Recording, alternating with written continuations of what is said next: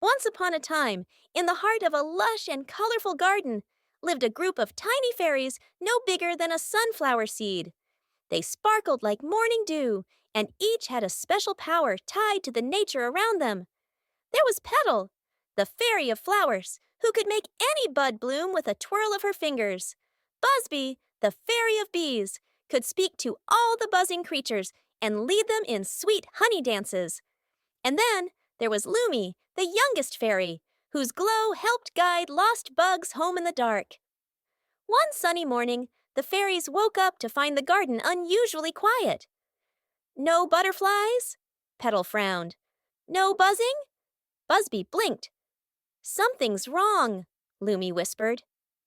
The three fairies fluttered through the leaves and petals until they reached the great rose bush, where the queen bee usually held her morning meetings.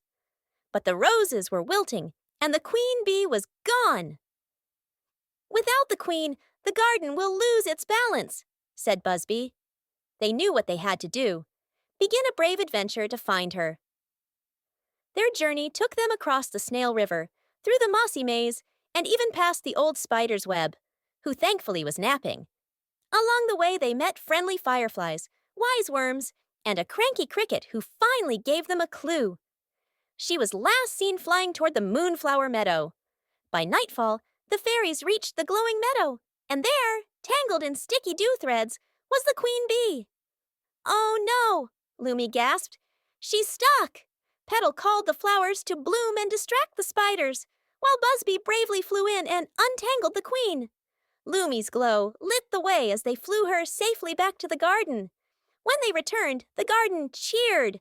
The bees buzzed joyfully, the roses bloomed again, and even the butterflies returned.